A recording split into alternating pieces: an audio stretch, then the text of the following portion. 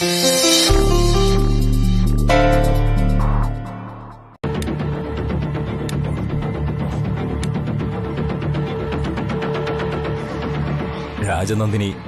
ഗായത്രി ദേവി അമ്മയുടെ മകളാണ്.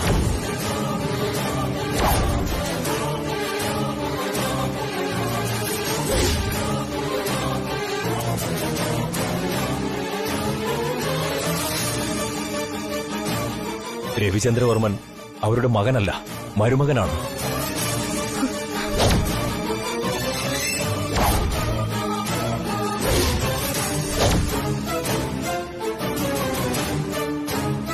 അദ്ദേഹം ആ കുടുംബത്തിൽ മരുമകനായി വന്ന് ഇപ്പോൾ മകനായി കഴിയുന്നു. അതാണ് സത്യം.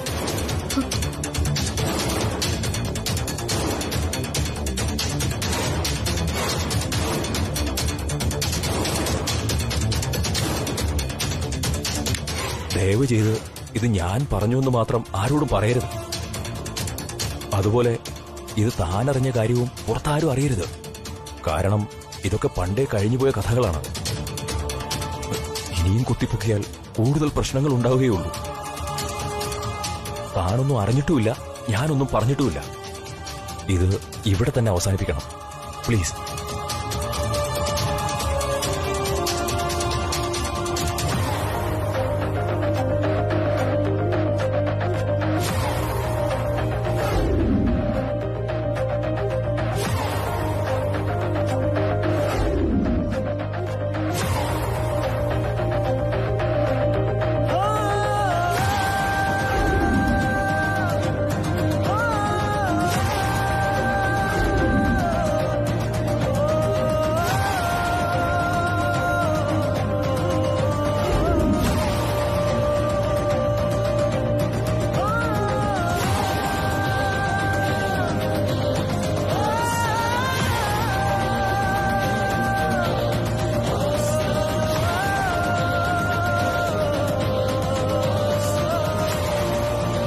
കേട്ടതൊക്കെ പ്രതീക്ഷിക്കാത്ത കാര്യം തന്നെയാണ്.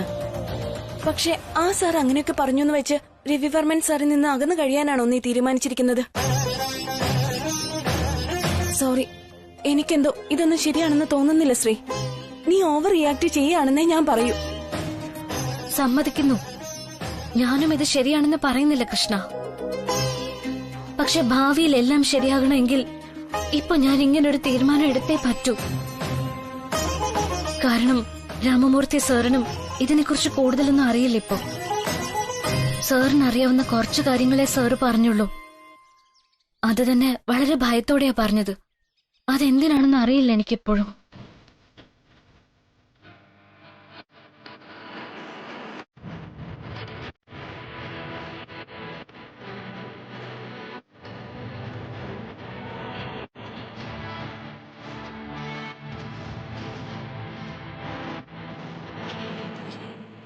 സത്യം പറഞ്ഞാൽ എനിക്ക് രവി സാറിന്റെ അടുത്ത് ദേഷ്യമല്ല കൃഷ്ണ, സങ്കടം മാത്രമുള്ളത്. അദ്ദേഹത്തിന്റെ കണ്ണിൽ യഥാർത്ഥ പ്രണയം എന്താണെന്ന് ഞാൻ കണ്ടിട്ടുണ്ട്.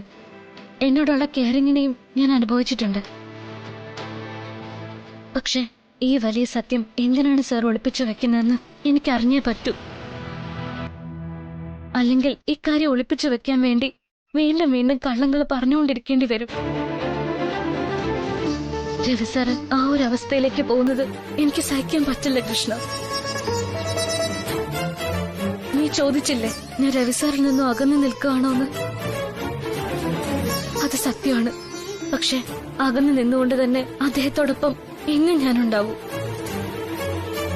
ഞാൻ എവിടെ പോയി ജീവിച്ചാലും എന്നെ നോക്കൂ എന്ന് സാറ് പറഞ്ഞിട്ടുള്ളത്. ഞാനും അതുപോലെ തന്നെ തിരിച്ചും ചെയ്യും. നിനക്ക് വിശ്വസിക്കാം. That's good. എനിക്കത് കേട്ടാ മതി. നിനക്കൊരിക്കലും രവിസാറിനെ മറക്കാൻ കഴിയില്ലെന്ന് എനിക്കറിയാം. അതുകൊണ്ട് ഇനിയിപ്പോ നിനക്ക് എന്ത് ശരിയെന്ന് തോന്നുന്നുവോ അത് തന്നെ നീ ചെയ്യ.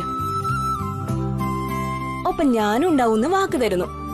Thanks Krishna, thank you very much. വാസ്തവത്തിൽ നിനക്ക് മാത്രമല്ല താങ്ക്സ് പറയേണ്ടത്. ആ ഒറിജിനൽ ഡോക്യുമെന്റ് കണ്ടെത്താൻ സച്ചിയും എന്നെ സഹായിച്ചു. സച്ചിയോട് മനസ്സിൽ നന്ദി. പക്ഷേ വിവാഹം മുടങ്ങിയതിന്റെ പേരിൽ മാത്രം താൻ തളർന്നു പോകരുത്. ജീവിതത്തിൽ ചിലപ്പോൾ ഇതുപോലത്തെ ദുരന്തങ്ങളൊക്കെ ഉണ്ടാകും. പക്ഷേ നമ്മൾ അതിനെയെല്ലാം അതിജീവിക്കാനുള്ള കരുത്ത് നേടിയേ പറ്റൂ. Thank you sir. തളരാതിരിക്കാൻ ഞാൻ ശ്രമിച്ചുകൊണ്ടിരിക്കുക. ആ, അതിനു വേണ്ടത് ആത്മവിശ്വാസമാണ്. അത് കിട്ടണമെങ്കിൽ എനിക്ക് സാറിന്റെ സഹായം വേണം. അതിനുള്ള അപേക്ഷയായിട്ടാ ഞാനിപ്പോ വന്നത്. എന്റെ സഹായമോ? അതെങ്ങനെ? മനസ്സിലായില്ല. എനിക്ക് രവിവർമ്മൻ സാറിനെ പറ്റിയുള്ള കൂടുതൽ വിവരങ്ങൾ അറിയണം സർ. അത് സാറിനോടല്ലാതെ വേറെ ആരോട് അന്വേഷിക്കണമെന്ന് എനിക്കറിയില്ല. Please sir, you should help me.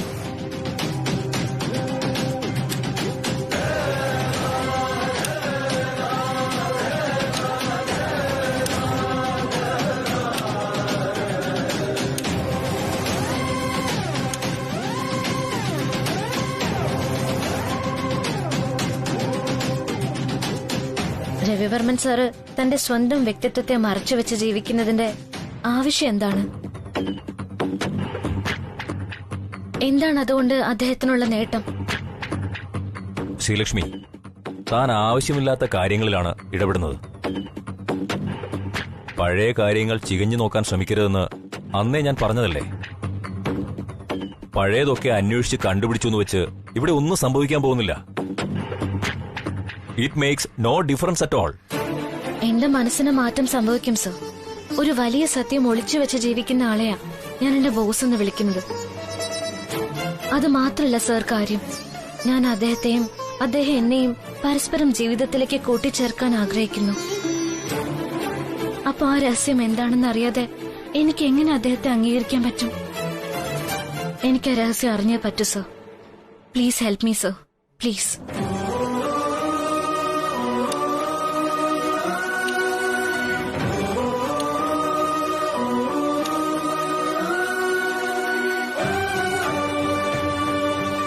Ravivarman സാറിന്റെ ആദ്യത്തെ പേര് സഞ്ജയ് എന്നായിരുന്നു. സഞ്ജയ് എവിടുന്ന് വന്നു, എങ്ങനെ നമ്മുടെ ഫാക്ടറിയിൽ ജോയിൻ ചെയ്തു എന്നൊന്നും കൃത്യമായി എനിക്കറിയില്ല. പക്ഷേ വളരെ സത്യസന്ധതയുള്ള ഒരു തൊഴിലാളിയായിരുന്നു അദ്ദേഹം. സത്യസന്ധൻ മാത്രമല്ല, ജോലിയിലും മിടുമിടുക്കനായിരുന്നു ആള്. ഗൗരിദാസ് എന്ന GD അപ്പോ നമ്മുടെ കമ്പനിയുടെ ഒരു പാർട്ണറായിരുന്നു. അയാൾ ഫാക്ടറി തൊഴിലാളികളുടെ ക്ഷേമപ്രവർത്തനങ്ങൾക്ക് ഉപയോഗിക്കേണ്ട ഫണ്ടിനെ ദുർവിനിയോഗം ചെയ്തു. വർഷങ്ങളായുള്ള GDയുടെ കള്ളത്തരങ്ങൾ കണ്ടുപിടിച്ചത് നമ്മുടെ ഈ സഞ്ജയ് സാറാണ്. അങ്ങനെ സഞ്ജയ് എന്ന ചെറുപ്പക്കാരൻ രാജനന്ദിനി കുഞ്ഞിന് പ്രിയപ്പെട്ടവനായി മാറി.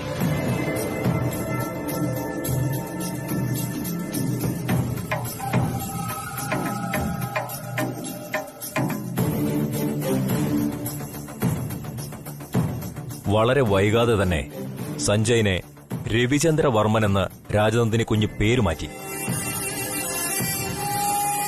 തുടർന്നായിരുന്നു അവരുടെ വിവാഹം.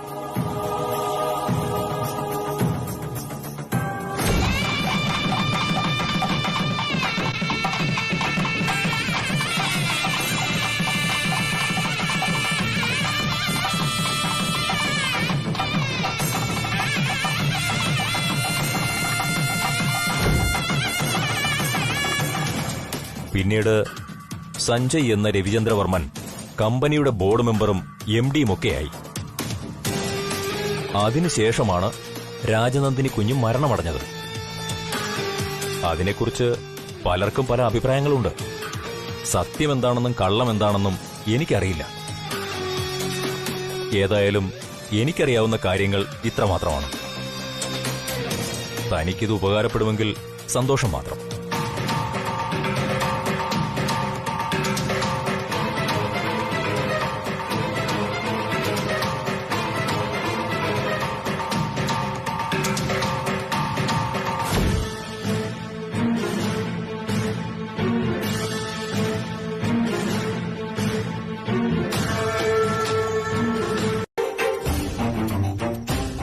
പിള്ളേരെന്ത് പറ്റി ഈ നേരത്ത്?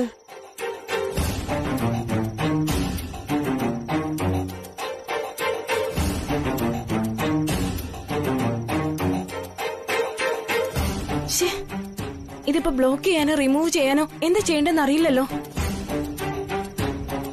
ഞാൻ എന്റെ ഒരു ഫ്രണ്ടിനെ വിളിച്ചു നോക്കട്ടെ.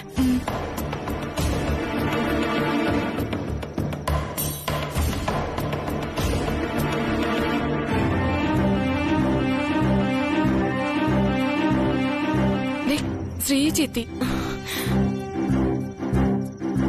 എന്താ രണ്ടാളും രാത്രി പുറത്ത്? അതെ, അധികം പുറത്ത് നിക്കണ്ട, വീട്ടിൽ അത്താഴം മുടങ്ങും. തമാശയൊക്കെ പിന്നെ. ദേ, നീ ഇത് നോക്കി എന്താന്ന്. വാ.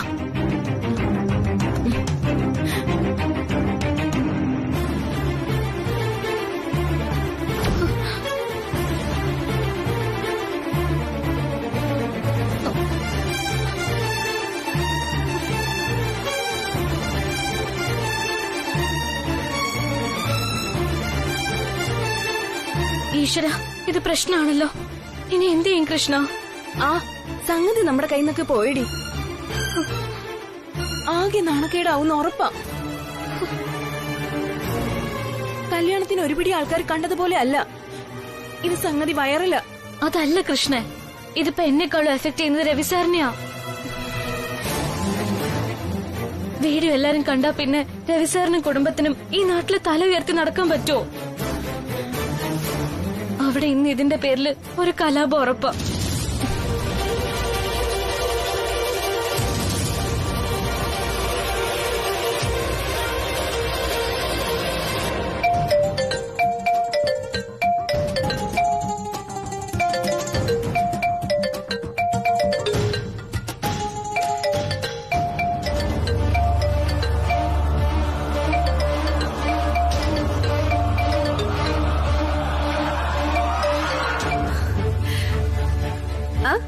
മേബിൾ, എന്തൊക്കെയുണ്ട് വിശേഷം? നിന്റെ അങ്ങേര് സൗത്ത് ആഫ്രിക്കയിൽ നിന്ന് മടങ്ങി വന്നോ? ചാനലിലോ? ഏത് യൂട്യൂബ് ചാനല്? അയ്യോ, കണ്ടില്ലല്ലോ. ഒരു മിനിറ്റ്, ഞാനൊന്ന് നോക്കട്ടെ.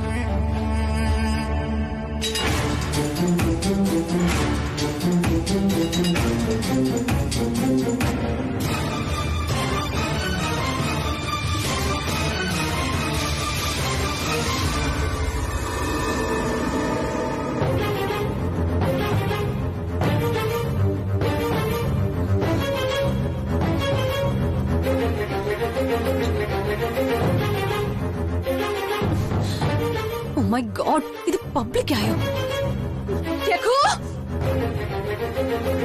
മുതലല്ലോ.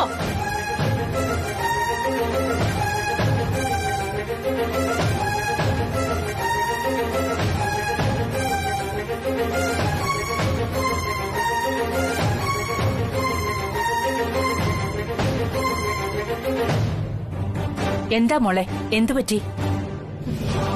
എന്താ രേഖ, വാട്ട് ഹാപ്പൻ? ഇനി ഇതിൽ കൂടുതൽ എന്ത് പറ്റാനാ? ദേ നോക്ക്, പുന്നാരമോന്റെ ലീലാവിലാസങ്ങള് നാട്ടുകാരുടെ മുമ്പിൽ സിനിമ പോലെ വന്നിട്ടുണ്ട്.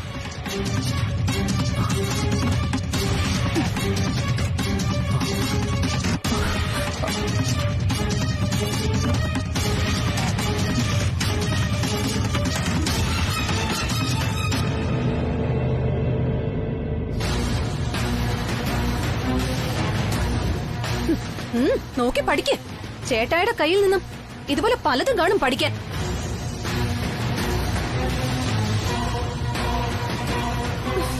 എന്റെ ഭഗവാനെ, അന്നാ കല്യാണ മണ്ഡപത്തിൽ വെച്ച് 100-200 പേരെ ഇത് കണ്ടിട്ടുണ്ടായിരുന്നുള്ളൂ. ഇതിപ്പോ കോടിക്കണക്കിന് ആൾക്കാരാ കാണാൻ പോകുന്നത്.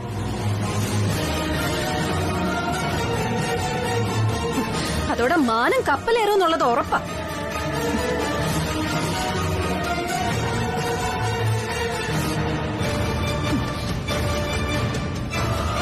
എവിടെയെങ്കിലും കിടക്കുന്നവരെ വീട്ടിൽ വിളിച്ചു കയറ്റി താമസിപ്പിക്കുമ്പോ ചിന്തിക്കണമായിരുന്നു. വർമ്മൻ കുടുംബത്തിനെ മുഴുവനുമാ നിങ്ങളുടെ ഈ പുന്നാരമോൻ നാണം കെടുത്തി വെച്ചിരിക്കുന്നത്. അമ്മ, ഐ നോ. പക്ഷെ ഞാൻ അതിലിപ്പോ എന്ത് ചെയ്യണമെന്ന് അമ്മ പറയുന്നേ? ഈ വീട്ടിലെ സെറ്റപ്പ് അങ്ങനെയായിപ്പോയി. ശരി, ഞാൻ പറയാം. നടക്കുമെന്ന് എനിക്ക് അറിഞ്ഞൂടാ. ട്രൈ ചെയ്യാം. അത്ര എനിക്കിപ്പോ പറയാൻ പറ്റൂ. ശരി, ഓ ഞാൻ വിളിക്കാം.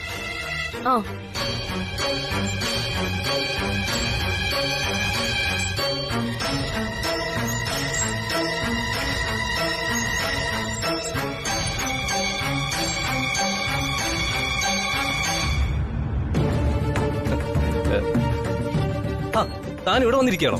അതെ, എനിക്ക് ഹോട്ടൽ ഒബ്രോണിൽ ഒരു അപ്പോയിന്റ്മെന്റ് ഉണ്ട്. രത്തൻ തെയ്യം ഫ്രം ബീഹാർ.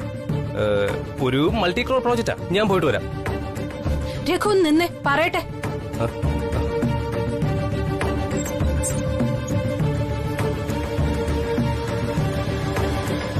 എനിക്കൊരല്പം സംസാരിക്കാനുണ്ട്. എന്താ രേഖ, എന്തു പറ്റി? ഇതിലപ്പുറം ഇനി എന്ത് പറ്റാനാ? അത്രയ്ക്ക് മോശമല്ലേ ഇവിടെ നടന്നുകൊണ്ടിരിക്കുന്നെ? രേഖ കാര്യം പറയ്, എനിക്ക് പോണം. It's getting late.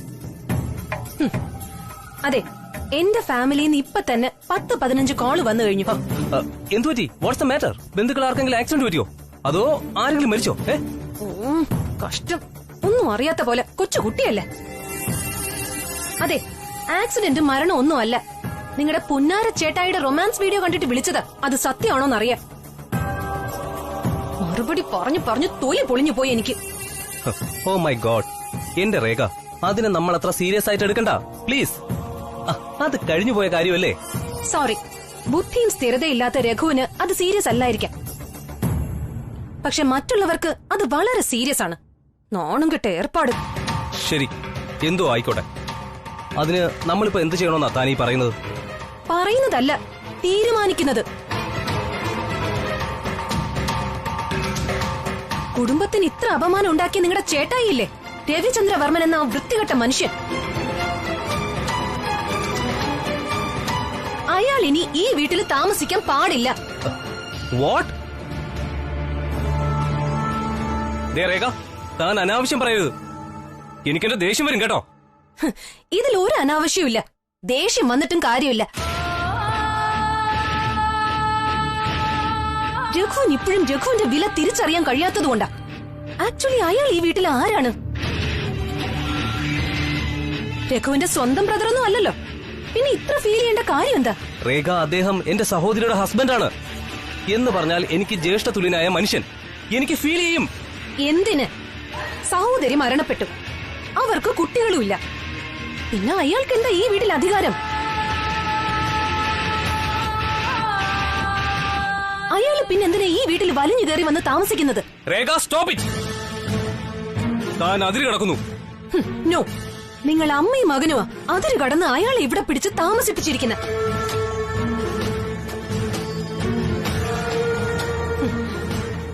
ആ ശ്രീലക്ഷ്മി പറഞ്ഞതാണ് സത്യം. സ്വന്തം വ്യക്തിത്വം ഒളിപ്പിച്ചു വെച്ച് ജീവിക്കുന്ന ഒരാളെ എങ്ങനെ കണ്ണു അടച്ച് വിശ്വസിക്കും നമ്മള്? എനിക്കിപ്പോ അയാളെ കാണുന്ന തന്നെ പേടിയാ. ലോകത്തെവിടെയെങ്കിലും മരുമകനായ ഒരാള് മകൻ എന്ന വ്യാജ പേരിൽ ഇങ്ങനെ ജീവിക്കോ? He's A cheat. പറ്റില്ല. എനിക്ക് പറയാനുള്ളത് മുഴുവൻ പറഞ്ഞിട്ടേ ഞാൻ നിർത്തുള്ളൂ. അല്ലെങ്കിൽ ഒരു കാര്യം ചെയ്യാം, ഞാൻ എന്റെ വീട്ടിൽ പൊയ്ക്കോളാം. എന്തൊക്കെയോ നിഗൂഢതകളുള്ള ഒരാൾ താമസിക്കുന്ന ഈ വീട്ടിൽ ജീവിക്കാൻ എനിക്ക് ഭയമുണ്ട്. നാളെ എനിക്ക് വേണമെങ്കിൽ എന്തെങ്കിലും സംഭവിക്കാം. രേഖ, നിർത്താനാ പറഞ്ഞത്. നിർത്താം. പക്ഷെ ഞാൻ പറയുന്ന കാര്യം രഘുവിന് അനുസരിക്കേണ്ടി വരും, സ്മൂത്ത് ആയിട്ട്. എന്ന് പറഞ്ഞാ ഞാൻ എന്ത് ചെയ്യണമെന്നാ താൻ പറയുന്നത്?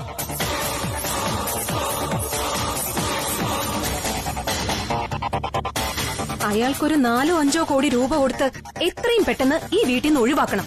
That's all. അത് കിട്ടിയാ മതി. ആ കള്ളൻ ഇവിടെ വിട്ട് പൊക്കോളും. എന്തു പറഞ്ഞടി?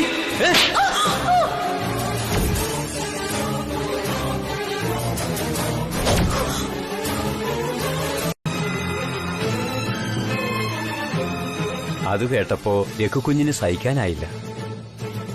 ഭ്രാന്ത് പിടിച്ച അവസ്ഥയിലായി. അങ്ങനെയാ അസുഖം വന്നത്. അനുജക്കുട്ടി അങ്ങനെ പറഞ്ഞോ? പറഞ്ഞു.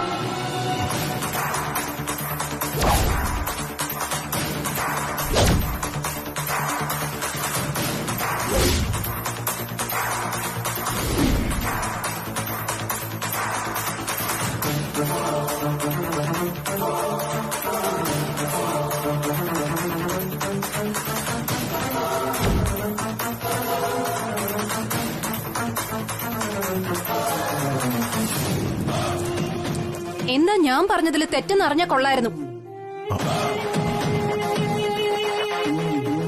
എവിടെ നിന്നോ വന്നൊരാളിന് ഇവിടെ വർമ്മൻ ഗ്രൂപ്പിന്റെ പരമാധികാരം. വർമ്മൻ ഗ്രൂപ്പിന്റെ യഥാർത്ഥ അവകാശിക്ക് ഈ വീട്ടിലൊരു പുല്ലിന്റെ വില പോലും ഇല്ലാതാനും. വല്ലപ്പോഴും നിങ്ങളിൽ ഒരാൾക്ക് പനിയോ ജലദോഷമോ വരുമ്പോ ഒരു കോട്ട് വെടിപ്പിച്ച് നിങ്ങളുടെ ചേംബറിൽ രഘുവിന് കുറച്ച് സമയം കൊണ്ട് ഇരുത്തും.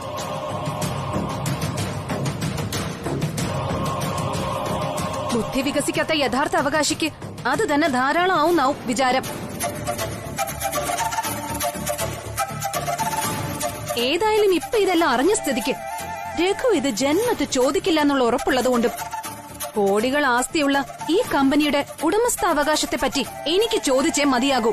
നിർത്തടി നിന്റെ അധിക പ്രസംഗം.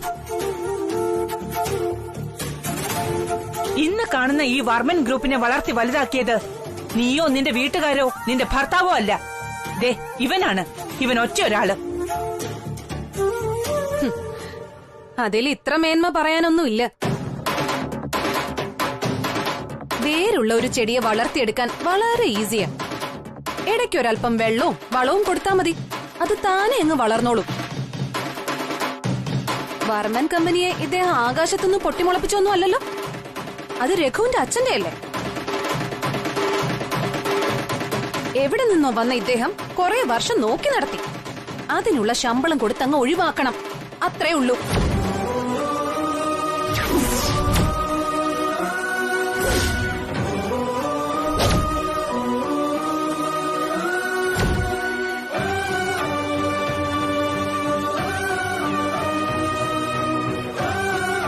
ഇവിടെ ഇനി ഇദ്ദേഹത്തിന്റെ സേവനം ആവശ്യമില്ല.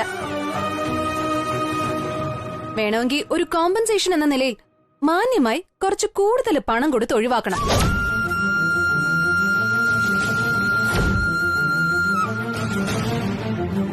അത്രേ ഞാൻ പറഞ്ഞിട്ടുള്ളൂ. അതിലെന്താ ഇത്രയും വലിയ തെറ്റെന്ന് ഇപ്പോഴും എനിക്ക് മനസ്സിലാവാത്ത. അതിന് നീ പറഞ്ഞതിൽ ഏത് വാക്കാടി ശരി? മുഴുവനും തെറ്റാണ്, തോന്നിവാസം. ഓ അത് ശരി. അപ്പൊ എവിടെന്നോ വലിഞ്ഞു കയറി വന്ന ഒരാളെ പറ്റി പറയുമ്പോ മധുരയിലേക്ക് നോവുന്നു. സ്വന്തം രക്തത്തിൽപ്പെട്ട രഘുവിനെയാണ് ഞാൻ എന്തെങ്കിലും പറഞ്ഞതെങ്കിൽ കാമാന്നൊരു അക്ഷരം മിണ്ടുകയില്ല. പെറ്റ മകനേക്കാൾ വലുതാണോ അമ്മയ്ക്ക് വളർത്തിയ മകൻ? രേഖ വിളിക്ക്, അലറി വിളിക്ക്. നാട്ടുകാര് കാര്യം അന്വേഷിച്ചു വരട്ടെ. അവരോട് ഞാൻ പറഞ്ഞോളാം സത്യം എന്താണെന്ന്. നിർത്തണേ നിന്റെ അധിക പ്രസംഗം. അമ്മേ,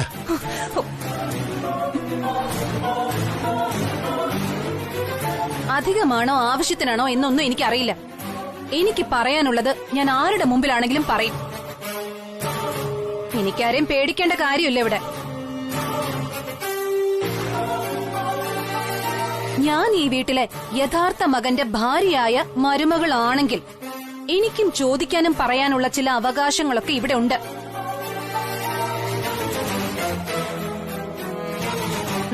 അതേത് കോടതിയിലും തെളിയിക്കാനും എനിക്ക് കഴിയും. അത് പുന്നാര അമ്മയും പുന്നാര ദത്തുപുത്രനും അറിഞ്ഞാൽ നന്നായിരിക്കും. ഇനി പറഞ്ഞില്ലെന്ന് വേണ്ട.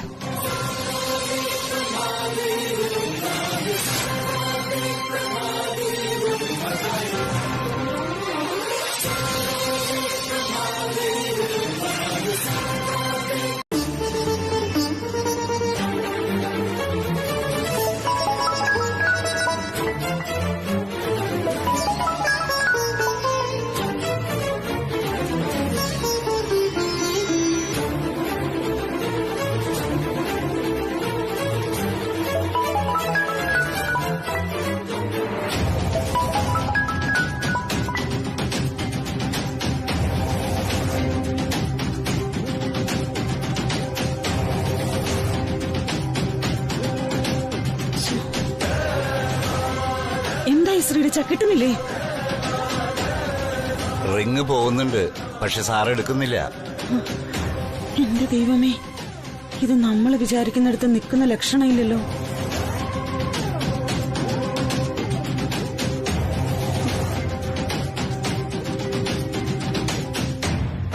എന്റെ കരുക്കൊത്തിയമ്മേ, മോളെ ഒരു ആപത്തിലും കൊണ്ടുവന്ന് ചാടിക്കാതെ നേരെ ഇങ്ങോട്ട് എത്തിക്കണേ.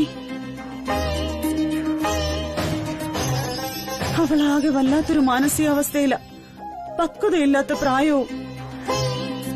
അവളെ കൊണ്ട് വേണ്ടാത്തൊന്നും ചിന്തിപ്പിക്കല്ലേ. അവളുടെ മനസ്സിൽ ദുഷ്ചിന്തയൊന്നും വരാതിരിക്കാൻ അമ്മയ്ക്ക് ഒരു സ്വർണ്ണപ്പൊട്ടി ഞാൻ നേർച്ചു തരാമേ. അമ്മേ, മഹാമായേ, രക്ഷിക്കണേ.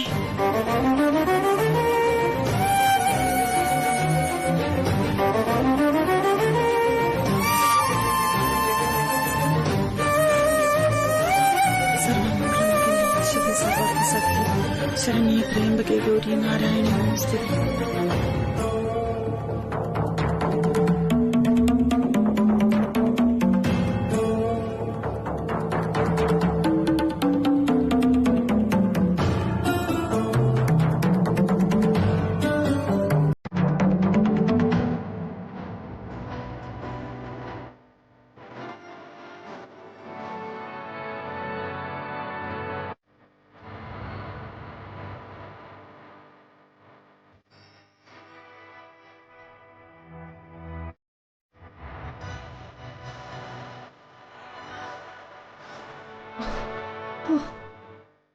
അമ്മേ, ഞാൻ ഇറങ്ങിയാണ്.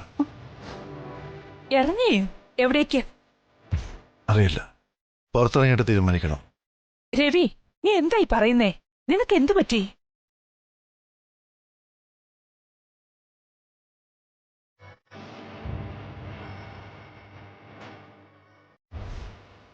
അമ്മ തടയരുത്.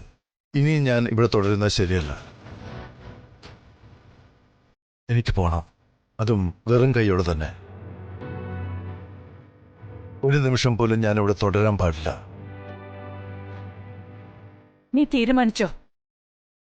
തീരുമാനിച്ചു. എങ്കിൽ നീ മാത്രമല്ല ഈ വീട് ഉപേക്ഷിച്ചു പോകുന്നത്, ഒപ്പം ഈ അമ്മയും ഉണ്ടാകും, വെറും കൈയോടെ തന്നെ. ഏയ്, അതിൻ്റെ ഒരു ആവശ്യം ഇവിടെ ഇല്ല. ഇത് അമ്മയുടെ വീടാണ്. അമ്മയാണ് ഈ വീടിന്റെ ഗൃഹനാഥ. പക്ഷേ ഞാനിവിടെ ആരുമല്ല. എവിടെ നിന്നോ വന്നു, ഇപ്പൊ ഒന്നുമില്ലാതെ എവിടുന്ന് വന്നോ അങ്ങോട്ടേക്ക് പോകുന്നു. വീടിന് ഗൃഹനാഥ മാത്രം പോരാ, ബന്ധുജനങ്ങളും വേണം.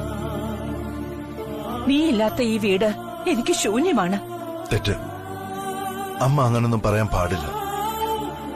അമ്മയ്ക്കിവിടെ രഘുവുണ്ട്, അനിയത്തിക്കുട്ടിയുണ്ട്, ബാലമ്മയുണ്ട്, പരിചരിക്കാൻ വേറെയുണ്ട് ആൾക്കാരിവിടെ. ഈ വലിയ വീടും അവരെയൊക്കെ ഉപേക്ഷിച്ച് എന്നോടൊപ്പം വരാൻ അമ്മയ്ക്ക് കഴിയില്ല. മാത്രമല്ല, ഞാൻ എങ്ങോട്ടാ പോകുന്നതെന്ന് എനിക്ക് തന്നെ ഇപ്പോഴും അറിയില്ലമ്മേ. ലക്ഷ്യമില്ലാത്തവരുടെ കൂട്ട് അപകടമേ വരുത്തൂ. എന്ത് അപകടം? നീ ഇവിടെ ഇല്ലെങ്കിൽ ഞാനിവിടെ താമസിച്ചിട്ട് അർത്ഥമില്ല രവി. നിന്നെ ഞാൻ പ്രസവിച്ചിട്ടില്ലെന്നേ ഉള്ളൂ. എനിക്കും എന്റെ മകൾക്കും നീയായിരുന്നു സർവസ്വവും.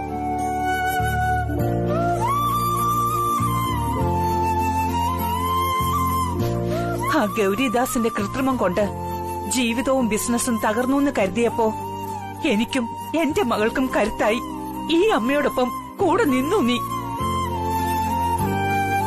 ആ തകർച്ചയിൽ നിന്ന് ഓരോന്നായി കെട്ടിപ്പടുത്തിട്ട് എല്ലാം ഇട്ടെറിഞ്ഞു പോകുന്നു പറഞ്ഞ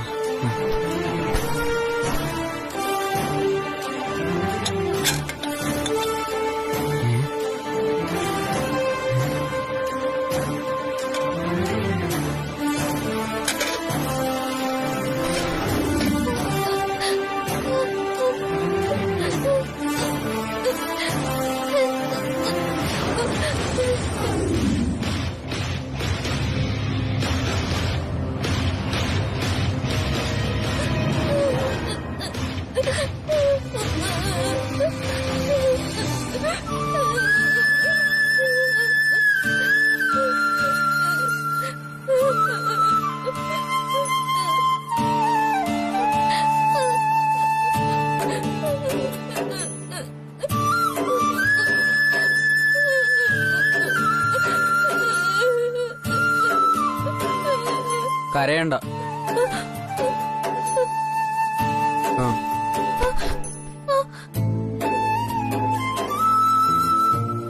നിന്റെ പേരെന്താ? സഞ്ജയ്. നീ സ്കൂളിൽ നിന്ന് ചാടിയതാണല്ലേ? നീ എങ്ങോട്ടാ പോന്നേ? അമ്മയെ കാണാൻ. നിന്റെ വീട് എവിടെയാ?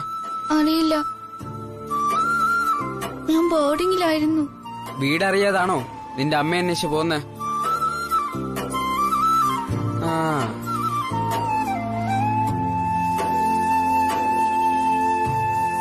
ചേട്ടാ, ഇവിടെ എവിടെയെങ്കിലും കുറച്ച് വെള്ളം കുടിക്കാൻ കിട്ടുമോ?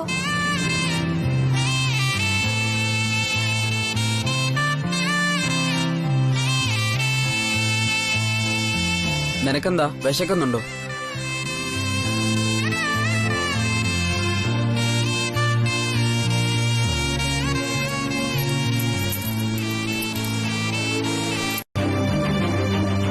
ഈ കൊച്ചിത് എവിടെ പോയി കിടക്കാണെന്നാ ഞാൻ ആലോചിക്കുന്നത്. ഇക്കാലത്ത് മൊബൈൽ ഫോണൊക്കെ ഉണ്ടായിട്ടും ഒരു അത്യാവശ്യം വന്നാൽ ഉപകരിക്കില്ലെന്ന് വെച്ചാ കഷ്ടം തോന്നുന്നു. ഓ, അത് അവള് ചിലപ്പോ സ്വിച്ച് ഓഫ് ചെയ്ത് വെച്ചിട്ടുണ്ടാവൂന്നേ. എന്റെ ബലമായ സംശയം അവൾ ആ രവിവർമ്മൻ സാറിനോടൊപ്പം ഒളിച്ചോടി പോയി കാണൂന്ന്. ഒളിച്ചോടാനോ? അതിൽ ശ്രീലക്ഷ്മി അയാളെ വേണ്ടെന്ന് പറഞ്ഞിരിക്കല്ലേ? എന്തോന്നാ പെങ്ങൾ ഈ പറയുന്നത്? ശ്രീലക്ഷ്മി രവിവർമ്മനെ വേണ്ടെന്ന് പറഞ്ഞെന്നോ? അങ്ങനെ വരാൻ വഴിയില്ലല്ലോ. നിങ്ങൾ കേട്ടത് തെറ്റിപ്പോയതായിരിക്കും. ഏയ് അല്ല അങ്കിൾ, ഇന്നാൾ അവരിവിടെ പെണ്ണ് ചോദിച്ചു വന്നിരുന്നതാ. അപ്പോ ഈ ശ്രീലക്ഷ്മിയാ അവരുടെ മുഖത്ത് നോക്കി പറഞ്ഞത് രവിവർമ്മൻ സാറിനെ കല്യാണം കഴിക്കാൻ ബുദ്ധിമുട്ടാണെന്ന്.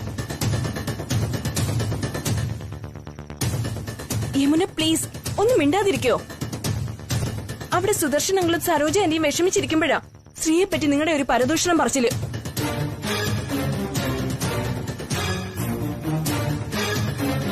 അത് കേൾക്കാൻ പെണ്ണുങ്ങളെ കാട്ടി ഉത്സാഹം ചില ആണുങ്ങൾക്കും. നോക്കി പേടിപ്പിക്കേണ്ട, അങ്കിളിനെ തന്നെയാ ഞാൻ ഉദ്ദേശിച്ചത്.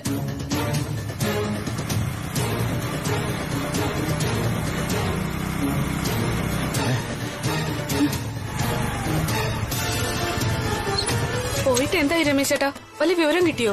ഏയ്, ഓഫീസിലുള്ള ജീവനക്കാർ ആരുമില്ലെന്നാ സെക്യൂരിറ്റിക്കാരൻ പറഞ്ഞത്.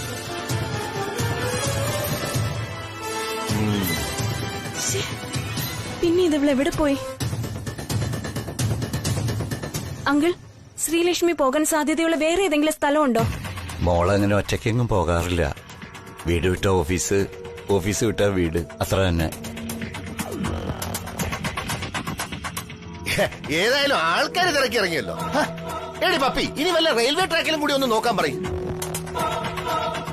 സരോജം സരോജം സരോജ വാതിലോർക്ക് സരോജ വാതിലോർക്കാൻ. ഇനി സത്യം പറയടി, നീ എവിടെയായിരുന്നു ഇത്ര നേരം? നീ എന്താ ഫോൺ എടുക്കാത്തത്? എന്താ നിന്റെ ഉദ്ദേശം? ഞാൻ തെറ്റൊന്നും ചെയ്തിട്ടില്ല. അത് നീയല്ല തീരുമാനിക്കേണ്ടത്, ഞങ്ങളാ. മതി, നീ എന്താ മോളെ ചെയ്യുന്നത്? സത്യം പറ, നീ എവിടെയായിരുന്നു? എന്താ നീ വീട്ടിൽ പറയാതിരുന്നത്? പറയടി, പറയാൻ അങ്ങോട്ടോ. എടി പറയേ. അടിക്കരുത് അവളെ. സരോജം സരോജം അടിക്കരുത് അവളെ.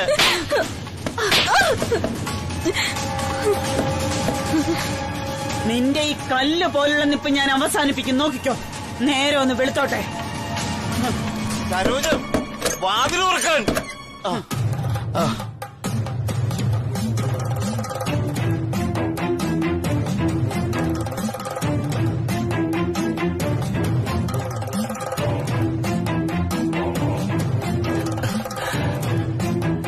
സരോജം, നീ എന്തിനാ മോളെ അടിച്ചത്?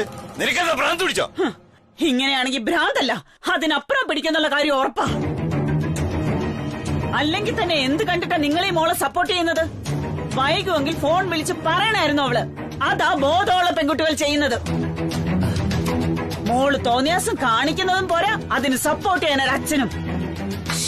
ഈശ്വരാ, ഇനി കോളനിക്കാരി എന്തെല്ലാം പുതിയ കഥകൾ ഉണ്ടാക്കി പറയുമെന്ന് ദൈവത്തിനറിയാം. എനിക്കിനി ചത്താ മതി. കൊടുത്തിരിക്കും.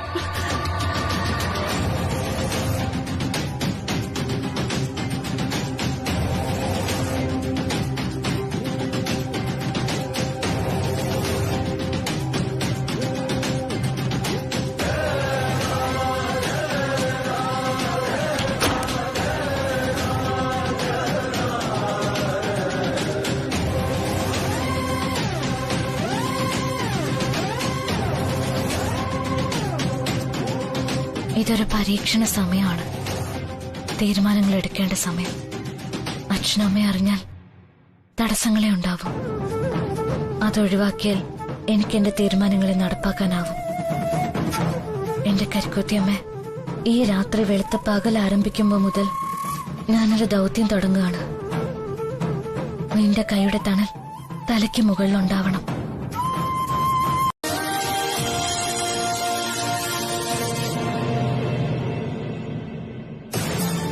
എന്താ കുട്ടിയുടെ ഉദ്ദേശം? വലിയ സെന്റിമെന്റൽ കഥയാണല്ലോ ദൈവസഹായം എന്ന് പറയുന്നത്. കഥയല്ല മദർ, യാഥാർത്ഥ്യമാണ്. ഈ വിഷയത്തില് മദർ അല്പം ദയ കാണിക്കണം. റിക്വസ്റ്റ് ആണ്.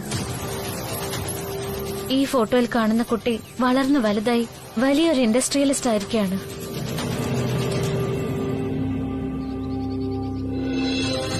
ഞാൻ അദ്ദേഹത്തിന്റെ ഓഫീസ് സ്റ്റാഫാ. PSI ജോലി ചെയ്യുന്നു. He's in the ICU now. ഏത് നിമിഷവും എന്ത് വേണോ സംഭവിക്കാവുന്നതാണ് അവസ്ഥ. അപ്പൊ അദ്ദേഹത്തിന്റെ ലാസ്റ്റ് വിഷയമായിട്ട് പറഞ്ഞതാ സ്വന്തം പാരന്റ്സിനെ കാണണമെന്ന്. ആകെ കയ്യിലുള്ളത് ഈ ഒരു ഗ്രൂപ്പ് ഫോട്ടോയിൽ. അത് വെച്ചൊന്ന് ട്രൈ ചെയ്യാൻ വേണ്ടിയിട്ടാ ഞാൻ ഇത്രയും ദൂരം കഷ്ടപ്പെട്ട് വന്നത്. ഒരു ഹ്യൂമാനിറ്റേറിയൻ കൺസേണിൽ മദർ ദയവ് ചെയ്ത് ഒന്ന് സഹായിക്കണം. പ്ലീസ് മദർ, എനിക്ക് ഈ ഫോട്ടോയിൽ കാണുന്ന കുട്ടിയുടെ അഡ്രസ് ഒന്ന് എടുത്തു തന്നാൽ മാത്രം മതി. ബാക്കിയൊക്കെ ഞാൻ ട്രേസ് ഔട്ട് ചെയ്തോളാം. ഈ കുട്ടിയെ എനിക്ക് നേരിട്ട് അറിയാമായിരുന്നു. പക്ഷേ ഈ കുട്ടിയുടെ പേരൻസിന്റെ ഡീറ്റെയിൽസോ അഡ്രസ്സോ എനിക്ക് ഓർമ്മയില്ല.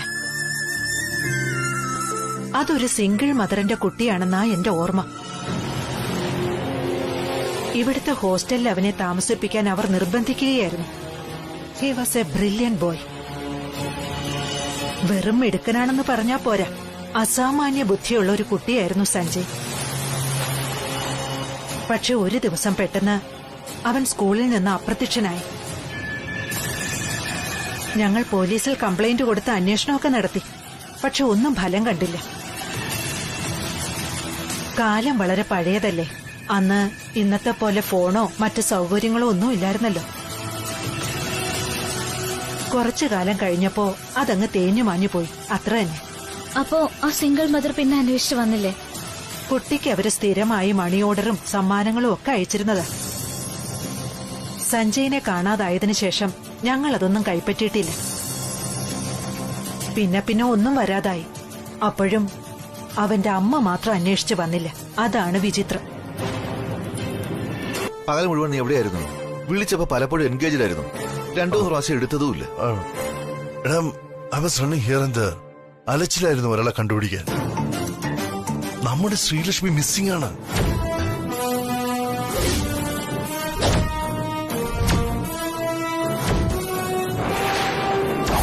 വാട്ട്? മിസ്സിംഗോ? അതെ. രാവിലെ മുതൽ വീട്ടിലില്ലായിരുന്നു, ഓഫീസിലും വന്നിട്ടില്ല. അവളെ അന്വേഷിച്ച് കണ്ടെത്താമെന്ന് അവളുടെ വീട്ടുകാർക്ക് വാക്കും കൊടുത്തിട്ടാണ് ഞാൻ വന്നിരിക്കുന്നത്.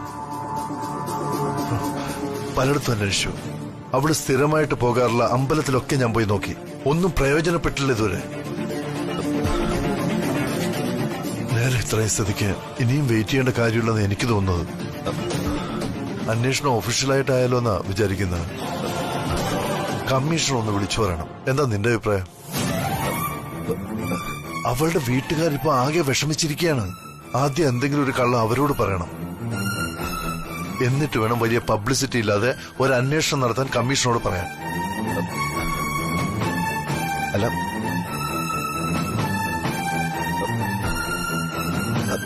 രവി, അത് വേണ്ട രവി. ശ്രീലക്ഷ്മി പോവാൻ സാധ്യതയുള്ള സ്ഥലം തിരുവണ്ണാമലയാണ്.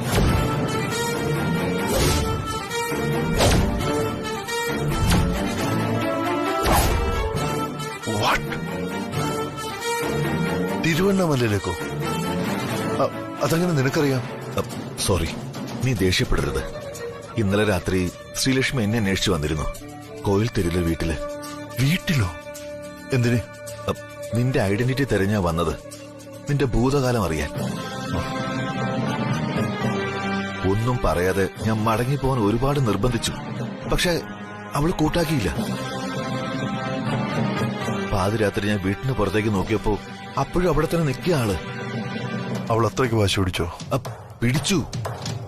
നിന്റെ പൂർവ്വ കഥകൾ കേൾക്കാതെ കൊന്നാലും പോവില്ലെന്നായിരുന്നു വാശി. അവൾ ഇതുവരെ വന്നില്ല. നിന്നോട് വല്ലതും പറഞ്ഞായിരുന്നോന്ന് അറിയാനാ. ഏയ്, ഒന്നും പറഞ്ഞില്ല ആന്റി. ഇന്നലെ ലേറ്റ് ആയിട്ടല്ലേ വന്നത്. ഇന്ന് രാവിലെ മുതൽ എനിക്ക് PSC കോച്ചിങ് സെന്ററിലെ ക്ലാസ് ആയിരുന്നു. അവളെ കാണാനും പറ്റിയില്ല. അപ്പൊ പിന്നെ ഈ നാശം പിടിച്ചവൾ എവിടെ പോയി കിടക്കുന്നെന്ന് അറിയില്ലല്ലോ എന്റെ ഈശ്വര. എനിക്കാണ് ടെൻഷൻ കയറിയിട്ട് നെഞ്ചൊക്കെ ഇങ്ങനെ പെരുമ്പറ പോലെ ഇടിച്ചോണ്ടിരിക്കുക. ഇടിക്കും. അങ്ങനെ ആയിരുന്നല്ലോ ഇന്നലത്തെ നിന്റെ പ്രകടനം. എന്റെ മോളെ, അവളിപ്പിങ്ങെത്തും. ഓഫീസിലെന്തെങ്കിലും കുനിഷ്ഠ കാരണം താമസിക്കുന്നതായിരിക്കും. നീ പോയിക്കോ. ശരി അങ്കിൾ, ഗുഡ് നൈറ്റ്.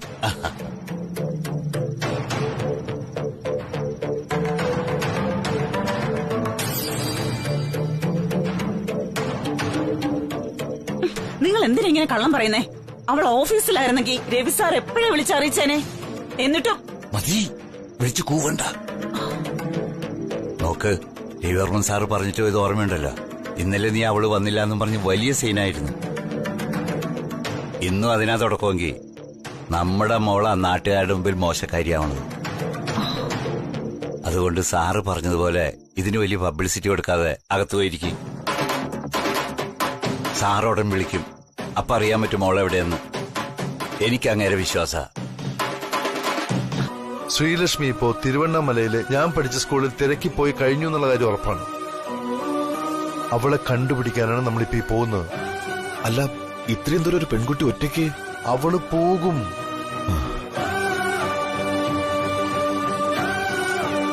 ശ്രീലക്ഷ്മിയുടെ സ്വഭാവം നിനക്ക് അറിഞ്ഞൂടാത്തോണ്ട്. ജസ്റ്റ് ഇമാജിൻ, ഞാനും ശ്രീലക്ഷ്മിയും തമ്മിലുള്ള പ്രണയബന്ധം നിനക്ക് നന്നായിട്ട് മനസ്സിലായിട്ടുള്ളതാണല്ലോ. മരിച്ചാലും മുറിയാത്ത ആത്മബന്ധമാണ്. എന്നിട്ടും എല്ലാം അനുകൂലമായപ്പോൾ അവളത് നിഷേധിച്ചു. എന്തുകൊണ്ട്?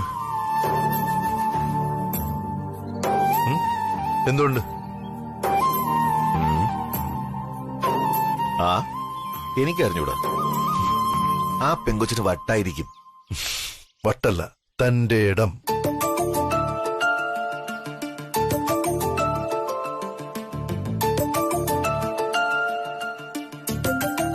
ശ്രീലക്ഷ്മി ഞാൻ മനസ്സിലാക്കിയെടുത്തോളം ആത്മാർത്ഥതയുടെ പര്യായമാണെന്ന് പറയാം.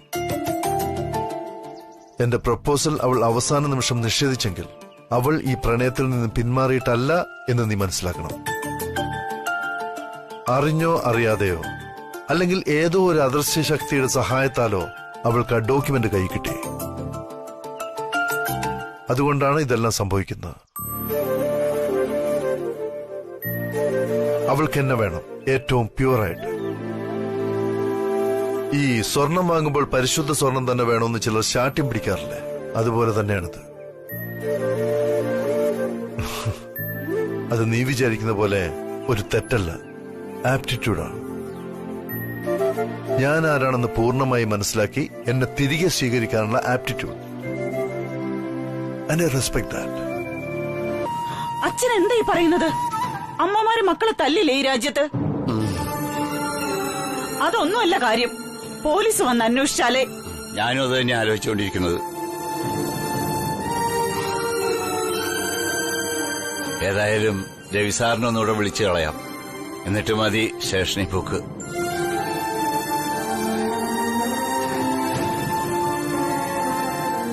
ആരുമില്ല ഇവിടെ. സരോജാമേ, സാറാണല്ലോ. വാ.